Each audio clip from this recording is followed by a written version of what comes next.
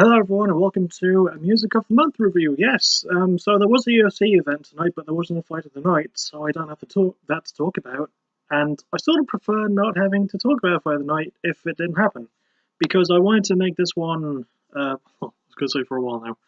But yeah, a Music of the Month. Let's just start with, well, technically the first one of 2019. Let's start with, as always, it's alphabetical order. These are all the albums I listened to in January, specifically in January. If it carries over from the previous year, I don't count it, so... Yeah. But yeah, we start off with Boondocks with Liquor, Lies and Legacy. I wasn't a super huge fan of this one. I know, not a great way to start it, but this album, like, it's been 3 years since his last one, I think, 4 years, and I just sort of felt a little bit disappointed.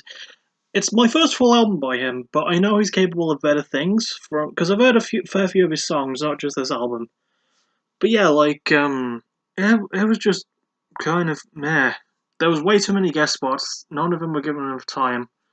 I don't know, I just didn't warm to this album. Like, for that... it, okay, let me try that again. It's not that I'm not a huge rap fan, it's just... It could have been handled a little bit better, and I think there was a lot of missed opportunities, but... There you go. But next we move on from a bad rap album to a good rap core album, Fever 333 of Strength in Numbers. Pretty much everyone's talking about this one, and it is pretty fucking amazing. In my opinion, it's an early lock for my top 10 of the year. It's so good, it's so good. Jason Butler is like proven how much he's moved on past Let Live and how different Fever 333 are to them and how different Pressure Cracks is to both those bands. And Fever 333, their debut album, like the debut proper full length, is brilliantly handled. I just really, really like how it's been put together. It's definitely a lock for my personal top 10. I quite enjoyed it. So, and I hope there's more from the band soon. I hope there's more from Jason, full stop. I would love to see what else he comes out with. But yeah, Strength in Numbers, definitely find it, and it's definitely worth listening to. Next is Legion of the Damned with Slaves of the Shadow Realm. So yeah, like in late 2017, I started getting more into heavier metal styles, and this album's like a death thrash metal thing, and I quite liked it, actually. I know that Legion of the Damned have been around for a while. This is my first full album by them, and I quite liked it. I wouldn't call it album of the year material, but it is quite enjoyable. It's super heavy, and like it's a Napalm Records album. I think it's Napalm or Nuclear Blast. It's one of those two where like they're known for producing the super heavy metal. I quite liked it. I don't really have anything against it. I won't put it in my personal top 10, but it is definitely fun, especially for the more old school style metalhead. Like, and something which I'm sort of devolving more into as I grow old. I'm going to be 27 this year. But yeah, pretty good stuff. Next is Pop Roach with Who Do You Trust? They should stop this whole thing. Like, it's something that I noticed on the past couple of albums. It wasn't as much there on The Connection. At least on The Connection, they tried. They sort of tried with FAIR, but with Crooked Teeth and now Who Do You Trust, they aren't trying anymore. They're doing this thing where it seems like they're building up to a chorus, then they draw it back, and then the chorus is just like a repetitive line over a repetitive riff of some sort, and it doesn't really go anywhere.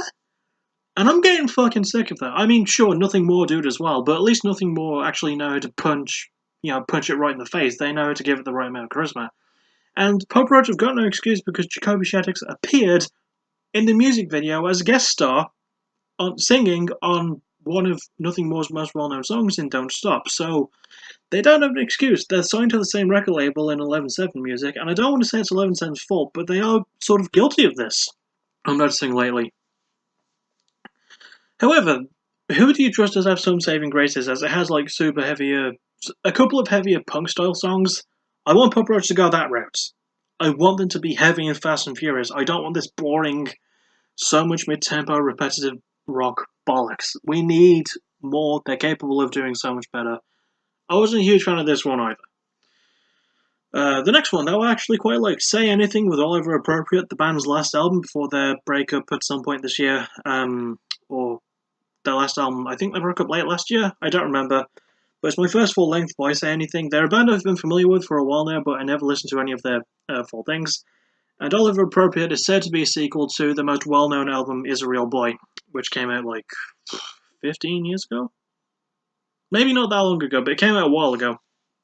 And yeah, I really enjoyed the storytelling on this. It's some really good old-fashioned emo pop-punky style thing. I quite liked it. A lot of the songs were nice and short, but they carried a really, really good narrative. It does get a bit longer as it goes along, but it's handled really well. There's a lot of care put into it. And Max Bemis, even though he is a bit mental at times. That's really hard to say considering what he goes through. But he absolutely poured his heart out into this album, and I quite liked it.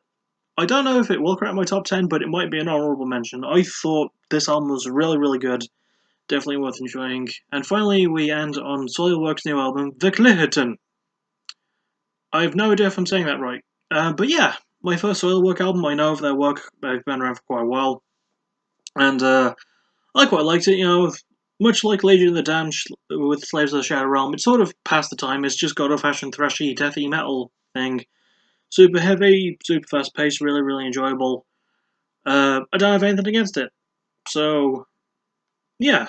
That's sort of been, like, the theme, and it's in alphabetical order. It was, like, meh album, really good album, album I could take or leave, but prefer to take because it's really good. Meh album, really good album, album I could take or leave, but prefer to take because it's really good. Sort of been a bit of a weird style, but yeah, all in all, January's music, there was some really good stuff. I mean, the super duper standout was obviously FIFA 333, and for people asking, oh, why don't you bring me the Horizon? Because I've never liked Bring Me the Horizon. I don't like them now, I never liked them during their deathcore days. I sort of might have considered listening to them when they were trying to go more atmospheric with things like There Is a Hell, There Is a Heaven, and Sempiternal, and even bits of That's the Spirit, but they're not one of my favourite bands, so, But yeah, that was some really, really good stuff. I can definitely recommend FIFA 333 and Say Anything's albums. Both are absolutely really good. Both with different styles as well, but I quite enjoyed. What I heard from either side. So that'll about do it for this. I will see you hopefully on Thursday.